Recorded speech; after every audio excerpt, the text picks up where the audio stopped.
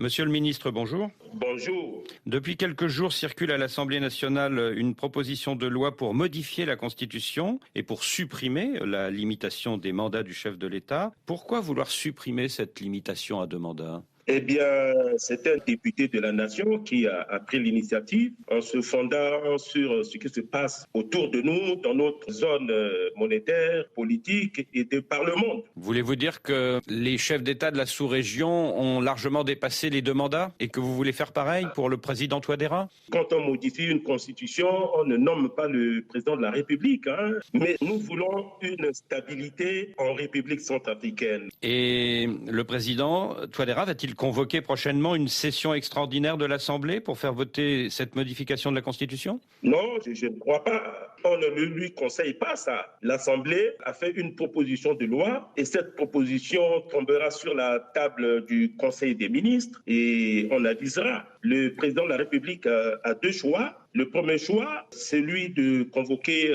une assemblée extraordinaire de l'Assemblée nationale où il peut aussi appeler tout simplement au référendum. Parce que dans notre entendement, ce que veut le peuple souverain, c'est une nouvelle constitution et non une modification simpliste d'une constitution qui a été mal écrite. Donc ce sera plutôt un référendum alors ? Je pense, à mon avis, qu'un référendum serait mieux qu'une simple modification d'une constitution. Est-ce que dans cette nouvelle constitution sera prévu un poste de vice-président ? Mais c'est le projet de l'Assemblée nationale, c'est le projet de M. Kapayen, celui de mettre à côté d'un président élu un vice-président. Et ça, on ne le sait pas encore.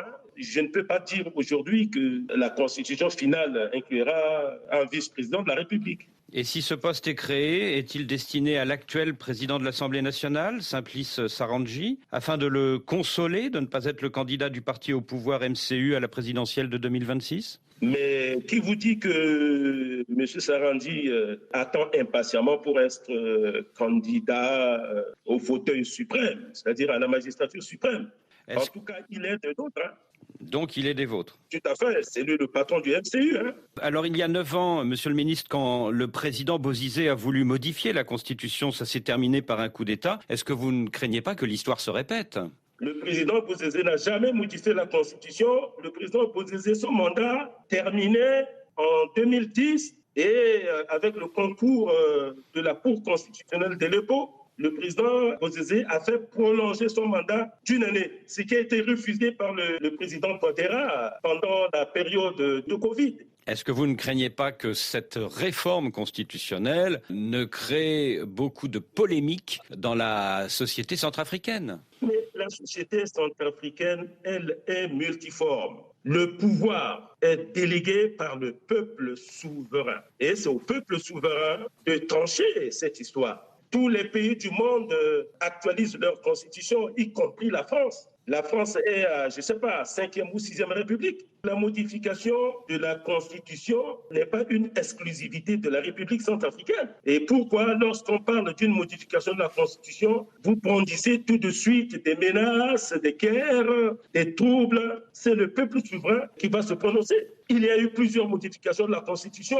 Patassé a modifié une Constitution, Bozizé est venu modifier une Constitution, Doudou Dia est venu mettre en place une charte constitutionnelle. Madame Samba Panza, quant à elle, a fait voter par le peuple souverain une Constitution qui est aujourd'hui décriée par tout le monde, y compris l'opposition. Voilà. Et encore aujourd'hui, il y a l'ex-président Bozizé qui demande une transition sans Touadéra pour réécrire une nouvelle constitution. Voyez-vous, qui doit écrire une constitution? C'est le président légitimement élu qui doit faire une proposition ou un projet qui est demandé au peuple souverain de voter. Ce n'est pas aux bandits, aux putschistes, récidivistes de nous ramener toujours des constitutions bancales. Qu'est-ce que vous pensez des appels à la violence contre ceux qui s'opposent à cette réforme de la part de groupes que l'on dit proches du pouvoir ?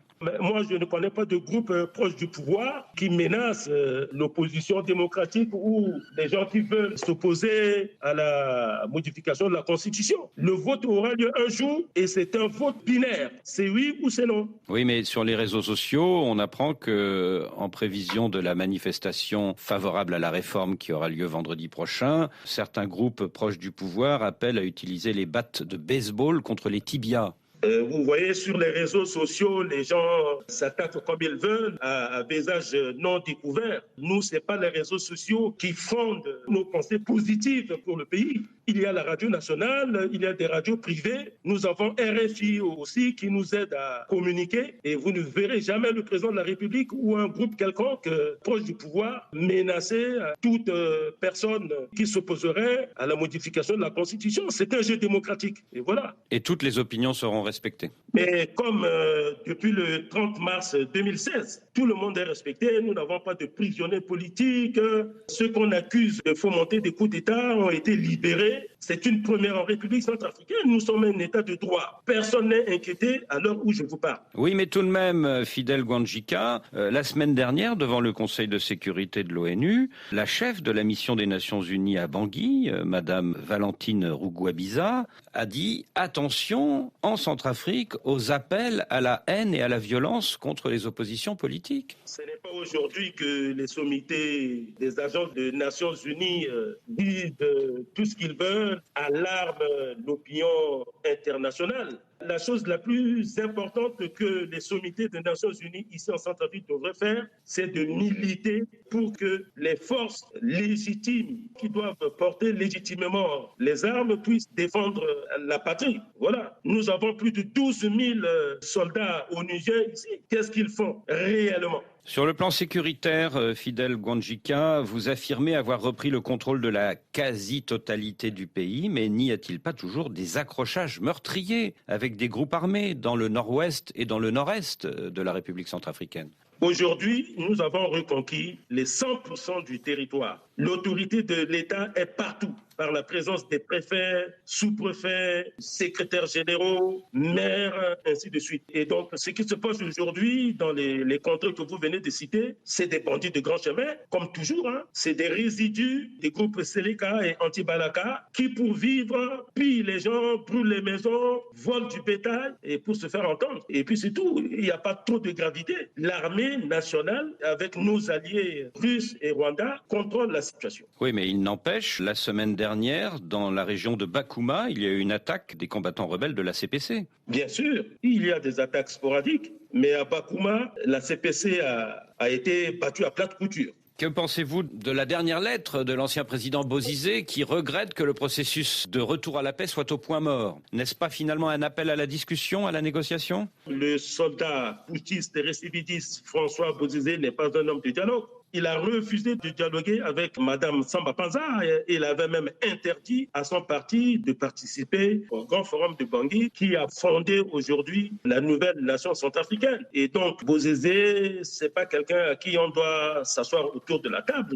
C'est quelqu'un qui a déclaré la guerre au peuple centrafricain plusieurs fois contre le peuple souverain. Je m'étonne que François Bozizé se réveille de son lit d'hôpital pour demander une transition et une nouvelle constitution. C'est tout à fait paradoxal. Alors, vous parlez de vos alliés rwandais et russes qui évidemment sont présents sur le territoire de la République centrafricaine pour vous aider à faire face aux rébellions, mais n'est-ce pas un aveu de faiblesse de l'armée nationale centrafricaine, des FACA? Mais un pays qui fait appel à des alliés par rapport à un contrat ou une convention de partenariat, ce n'est pas un aveu de faiblesse. Oui, mais ces alliés russes, ils ne viennent pas gratuitement, monsieur le ministre. Que répondez-vous à ceux qui disent qu'ils sont en train de piller les ressources de la République centrafricaine? La France envoie bien des légionnaires en Centrafrique et ailleurs. Dites-moi qui paye ces légionnaires et qui a payé Sangaris pour que je vous donne une réponse adéquate. Concrètement, est-ce que vos alliés russes disposent de concessions minières aujourd'hui? Monsieur Bapouvier, dites-moi qui a payé Sangaris et qui continue de payer les légionnaires qui sont partout en Afrique. Qui les paye? Si je peux me permettre, monsieur le ministre, Sangaris, c'était une opération d'un État partenaire de la République centrafricaine, à savoir la France, alors que vos alliés russes, ce sont... C'est la France qui les paye. C'est la France qui paye Sangaris, n'est-ce pas? Bien sûr, bien sûr. Alors nous avons les Wagner. Nous avons les Wagner pour vous faire plaisir. Et les Wagner sont chez nous par rapport à une convention, un accord de défense signé entre la République centrafricaine et la Fédération de Russie. Et donc, ils sont payés par la Fédération de Russie. Ah d'accord, c'est-à-dire que les Wagner ne sont pas propriétaires de concessions minières en République centrafricaine. Ça, c'est un autre problème. Il y a des Russes, des Français, des Roumains, des Allemands, des Chinois, des Libanais qui aiment notre pays et qui ont des concessions minières ici. Il y a un code minier, on ne donne pas les terres comme ça gratuitement.